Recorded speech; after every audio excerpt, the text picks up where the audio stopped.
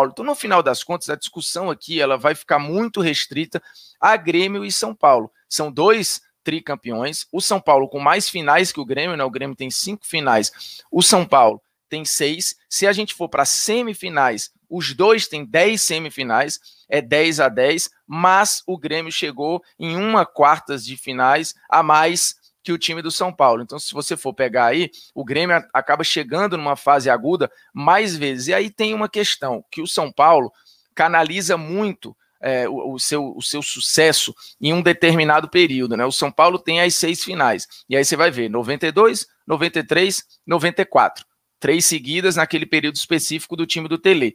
Aí você vai dar um salto, você vai chegar naquela era ali, na metade dos anos 2000, ele chega 2005 e 2006, e tem uma final lá atrás, em 1974. O Grêmio tem uma distribuição um pouquinho mais uniforme, né? Você pega 83 e 84, período muito forte dos anos 80, que é quando o Grêmio começa a participar de Libertadores, né? Se você for ver, o São Paulo começa a participar antes, ele entra na Libertadores ali nos anos 70, participa 3 vezes, 7-2, 7-4 e 7-8, e o Grêmio começa só nos anos 80. Porém, depois disso, o Grêmio é uma constante em basicamente todas as décadas ali, tendo 4, 5 participações por década. O São Paulo, ele tem, nos anos 70, essas 3 participações, os anos 80, que é os anos fortes do time do Grêmio, acaba sendo um ano mais empobrecido para o time do São Paulo, que só participa ali em 1982 e em 87, mas com participações muito discretas, nada muito forte. O Grêmio não, ele vai batendo ali 2 finais, ele volta a participar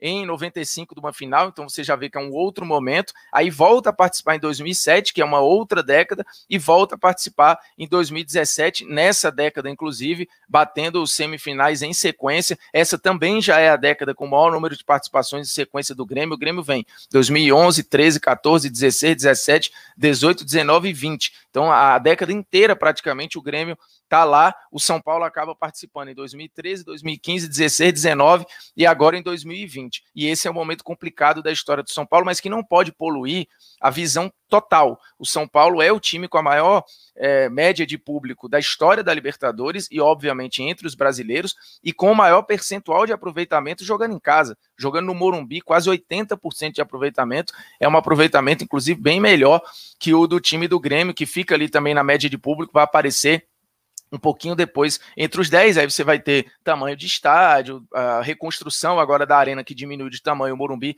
segue um estádio bem maior, então você tem alguns fatores que precisam ser levados em consideração, por mais que a média de público seja considerada média, então é algo um pouquinho proporcional, mas a disputa sim é entre São Paulo e Grêmio, o Grêmio com o maior número de jogos, o Grêmio com o maior número de vitórias, o Grêmio em relação ao São Paulo com o maior percentual de aproveitamento, e nas pesquisas recentes o Grêmio aparece à frente do São Paulo no ranking. Aí você tem as últimas campanhas, a posição atual, o histórico como um todo, quantidade de títulos, você tem vários fatores, e o Grêmio hoje é o terceiro colocado do ranking da Conmebol Libertadores, fica atrás apenas de Boca e de River, que, enfim, são 2 grifes gigantescas, e o Grêmio está lá. Se a gente for em outras pesquisas de percepção, e aí é uma pesquisa que a própria Conmebol tem feito em redes sociais, do que as pessoas percebem, o Grêmio aparece como o time brasileiro mais temido para se enfrentar. E aí entra uma questão de imagem, de ambiente, do estádio, de hostilidade, até cultural. O São Paulo, assim como o Brasil parece estar à parte do que acontece na Libertadores, né? Ela tem um histórico e ela tem um DNA sem falácias e rótulos pejorativos, mas a Libertadores ela tem um rosto. O Brasil, ele entra com um rosto à parte do geral que se pratica na América do Sul, beleza? Essa é a percepção. Por mais que seja raso ou não, é mais ou menos isso.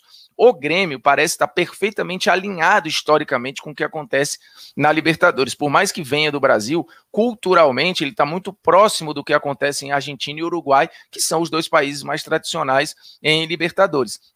Em número de decisões, nas equipes, você vai ver os clubes com maior número de participações lá, você vai ter os uruguaios e argentinos, assim, bem à frente dos brasileiros, né? A gente, o dobro de participação, por exemplo. Então, como o Grêmio ele está muito colado ao que acontece nessa cultura argentina e uruguaia, essa percepção, inclusive da própria torcida, né, as músicas, o estádio pulsante, o São Paulo ele vai de fato pegar no tranco na Libertadores, ou vai cativar o seu torcedor a partir dos anos 90. E inclusive em 92, até ali a semifinal, a média de público você ia ter gente ali com 9 mil, jogo com 10 mil, com 12 mil torcedores. A partir da semifinal, o torcedor do São Paulo compra a ideia e de fato o clube parece enfim nascer para a Libertadores, né? Apesar, repito, da história ali nos anos 70. O Grêmio ele já chega muito imponente e com jogos muito épicos e marcantes na própria Libertadores que ele vence em 1983. Então isso é muito relevante para essa construção de imagem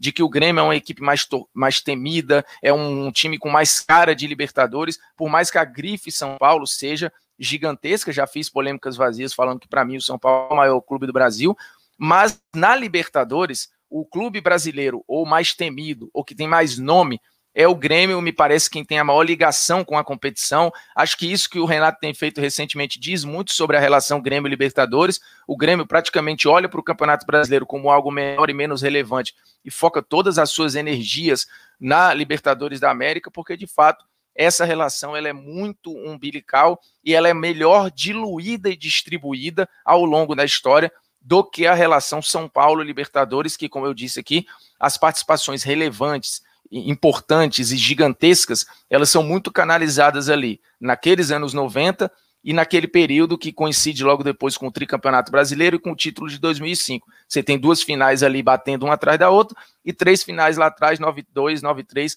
e 94. Mas, no geral, repito, 20 participações para cada um, 10 semifinais para cada um.